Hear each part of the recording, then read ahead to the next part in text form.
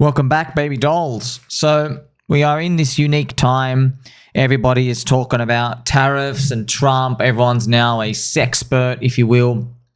I just want to show you some things of confluence that have happened, which just, you know, the universe has just thrown this out for us. It's kind of funny as well. No matter how obviously glaring and clear these signals are, there are still people saying, I got to get out. This time is different. The treasury yields aren't working. This thing isn't working. Man, it's chaos, bro. There's never like this nice clear line for you to get in, right? It's precisely why people have the fear in the first place. Like something's going to crack, right?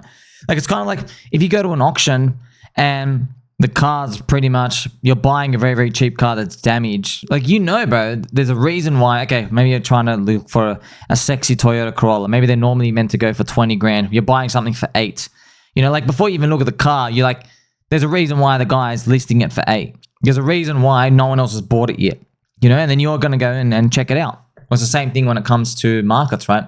So amazing bottom signals, man. Now, obviously, you don't stand in front of trains. Don't say, oh, bottom. Don't. It's not about that, okay? We're here for longer term. It's unfortunate longer term has cucked us. It's heartbreaking as well. Pretty much every single person's comments I've seen for the past 4 years, and it's true. They've said nothing has destroyed me more than holding long term, which is true, bro. Crypto's just been going down. This is meant to be the 4-year anniversary of the top. The global debt rollover cycle has been just garbage so far. So we need that money printing bonanza. Maybe we were watching that final boss showdown part first. But first events, the VIX hit 60. So we can't take that lightly, dude. Like, it's just, it's wild to me, man. Friends, all the stats, all the stock dudes, okay, they say you buy the VIX at 25. That's what they say, man. So it's kind of funny. It's kind of funny, right? If I said to you, oh, you got to buy this, go buy the stock market when the VIX hits 25, okay. But then you got no context, you have no idea. And then imagine I said to you, hey, imagine you came to buy it when the VIX was 25, but now it's actually at 60. What would you be saying? You'd probably be saying, oh, let me be greedy. Let me be greedy. That's a lot of fear. That's a lot of fear. That's actually what happened, man. The VIX hit 60. Yeah, that's what people be saying. If you think about it yourself, rationally, you would be saying, oh, well, 60 VIX, cool. Could it go to 90? Sure. I mean, that's, you know, GFC, zombie virus stuff, whatever. Yeah, it could go up here, but man, it's flashed at 60. I got to get in, but just here we are now. No one wants it. This is it. This is the truth. No one wants it. Like, yeah, it doesn't matter if it's a stock market, government, politicians, doesn't matter what it is, friends. I'll play some angel music for us all. Kind of fascinating to watch it all play out. Crypto, humans, filled with humans, same as stocks, man, macro.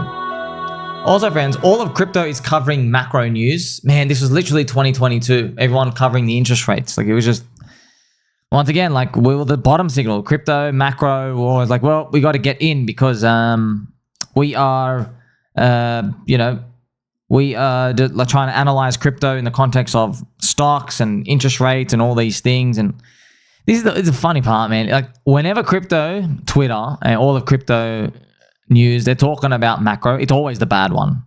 It's always, oh, macro bad. It's always the bad thing, right? It's always, we are always bottom signals for it. We are. Like, just to remind you, do you know back in 2022, friends, back here, no one said we could go up because the interest rates were high. They said there's no reason for crypto to go up. Interest rates are now high, man. Right? And it was literally there's no reason to go up. It's fascinating, right? Well, we come to these same parts of the cycles as well. Like, it's the same critical points. And friends, go check everyone else. What do they have? They go, oh, you know what, if we're lucky, we go down here and we do the V thing. It's the same thing. Like, it's crazy, man. It's all the same. It's literally all the same. Different story, different stuff, different volatility matrix, but just like, it's the same. It's human emotions. It really is. It's human emotions when we get hit with that like bite of uncertainty, we just like relinquish everything, you know? And then like, oh, I'll buy when I feel better again about it. And like, I've got to remind you, bro, there's no free lunch in markets, hubbub. You want to remove the uncertainty, you're going to be paying up a way higher price, bro. Market's smart. It prices it in over time. as each day goes on without the collapse, people put their crumbs back in. And before you know it, it might be 30, 60, 90 days, it's like you've got to pay a higher price if you want in now. Now you've got to pay for the next FUD event. But the cycle might be over soon, right? Look at this as well, friends. We have Bill Ackman, the tariff tantrums. Bill Ackman, friends, undisputed king of coming out on that VIX spike, dude. Like, when he comes out, it's whack. When he comes out, he has his crash outs. He went like some 20 tweet storm thing saying, tariff, I question all the integrity, tariffs. Is it 3 R's or 9 F's? Look at him, man. Just undisputed, the king of them. Persistent inflation. Treasury market. This is a random one as well. Treasury market volatility rant. It's amazing, man. Just how these things pop up. Okay, so looking at amazing bottom signals, 3 out of 3 are pinged out. No one wants to stand in front of the train, though. No one. I don't want to. I don't want to. I'm like, oh man, like, what if they do another five tweet storm crash out by Trump now? What if he just starts saying, oh, I'm gonna do a 15,000% GDP wipeout? Oh man, it's wild. But you know what helps, friends? What helps is sometimes, because I'm here 18 hours a day, I do some weird stuff, man. Sometimes I predict FUD in the future, and we play it as a joke and as a guess. And would you believe, friends, I actually did it for pDAI. You know, 4 months ago, so shout out to my friend Mummy Whale. Friends, I literally going to flip out. 4 months ago, I predicted this exact pDAI FUD we're having. And I can't believe when I rewatched this video how accurate it was. It's 1.25x speed. Listen to this. Last but not least, most importantly, like I said, don't be surprised if the guy, Richard Hart, who does apocalyptic wipeouts, don't be surprised if he does another apocalyptic wipeout. Okay? Maybe he rejects the MakerDAO proposals made by the community. Maybe he just goes cancel it. Maybe he like removes the pDAI logo from the website. I'm trying to F with you, friends. I'm trying to truck with you. You see? Maybe he sells some pDAI. Yes? I'm trying to throw things at you. Now, when would he do something like that? He's probably like, friends, what I'm doing is, I probably shouldn't have said those. Now he's going to do something else out there. That'd be funny. But actually, I don't think anybody would believe me. They'd actually be like, they'd think that he was actually doing it, okay? And then when it comes out, everyone's going to be talking about what happens now. Here's the thing. If this thing did another 10x, which goes around here, and then it comes back down, there might be a FUD thing that makes it drop down another 80%. Friends, look at this. You know this thing dropped 99%? Look at the next drop. It dropped 90%. Look at the next drop. It dropped 85%. Okay, what if the next one is only 80%?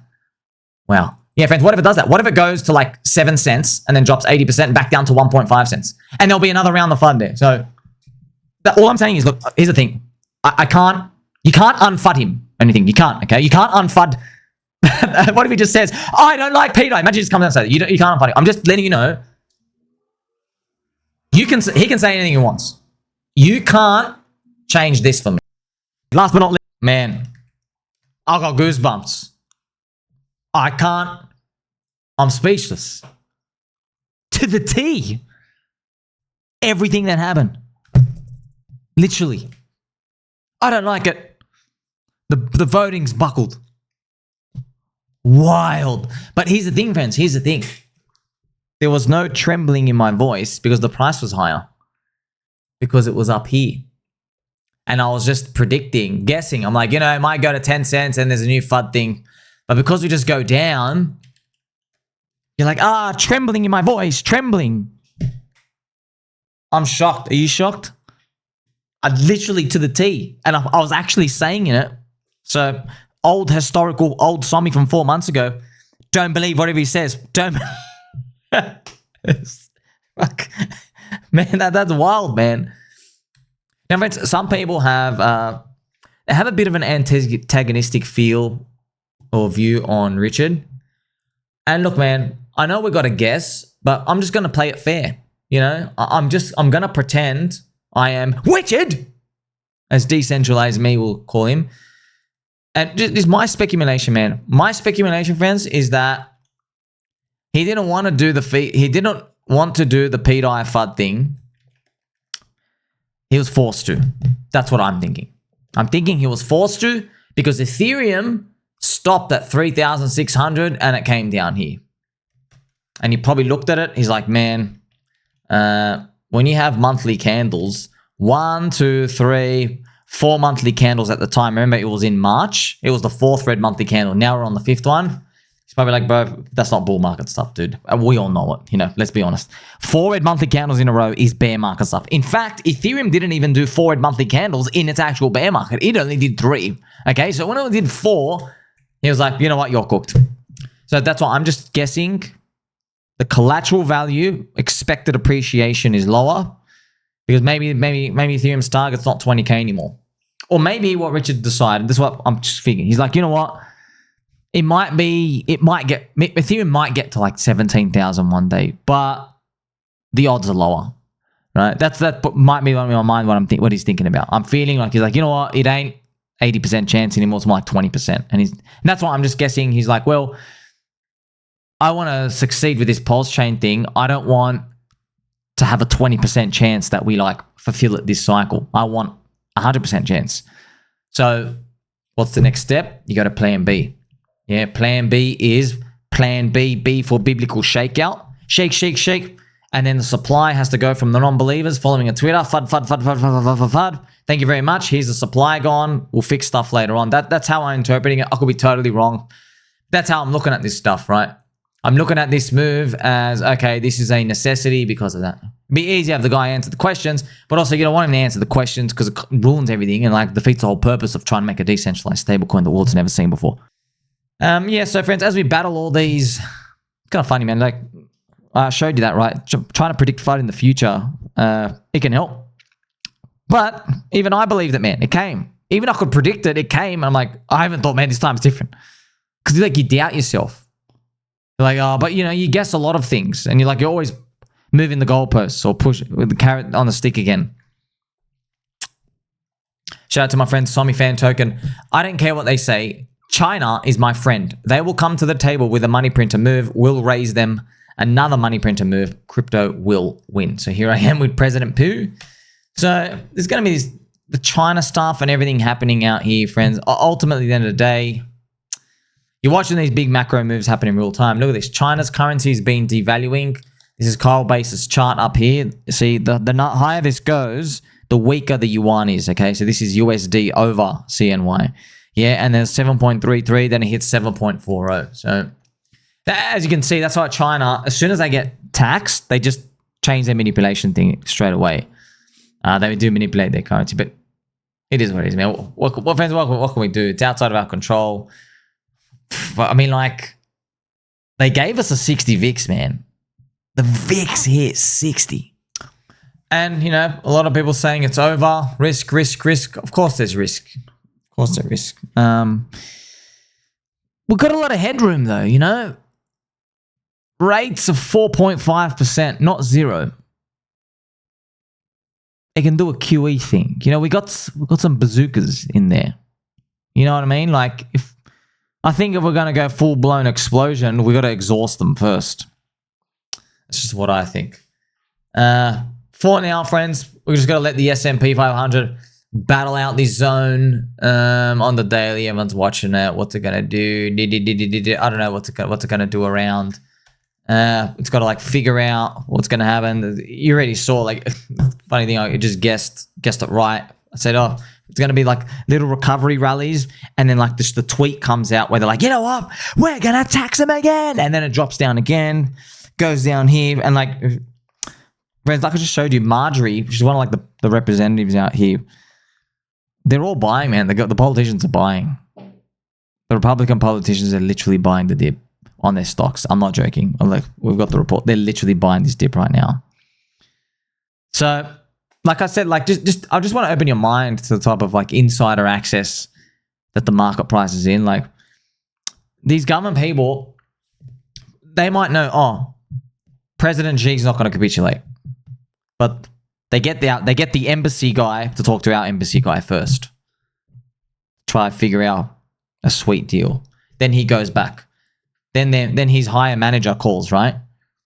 Then he comes and then they negotiate again. So like little things like that happen along the way. You and I never hear about it, and each along that way, it's more Jeets dumping and then more strong hands buying. until it's finally complete and the price is higher later on. And then like, hey, this is just what it will be, friends.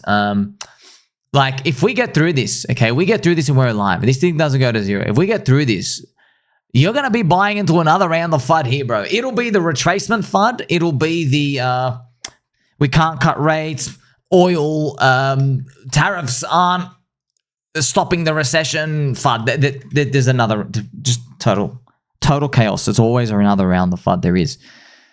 I'm sure you've seen it by now in markets, right? There is no free lunch, man. There is no lovely grace period. Oh, no uncertainty. That's buying through the high stuff. You don't get the amazing return. So if you are blessed with DCA cash right now, friends, feel free to buy the dip. If it goes down, I don't know, keep DCA buying. If it was me, I had spare cash, doesn't hurt, man. Just do like one part every week. Split it up into 4 pieces. Do one part every week. If you get a big capitulation later, you can get in. But don't even worry about now. You're practicing for later on, because I'm praying for you. Like, you have multiple $1 million portfolios later on. You're practicing now. You're practicing not to get out. Yeah. Otherwise, you end up on that CoinFresh and Direct. They sell the low. They end up revenge trading. They dwindle everything out. But to get there, it's a process to get there. You know? But okay, how do you end up being the winner? Well, it's doing what we're doing now. You and I with Spoonie. Like and subscribe. Catch you soon.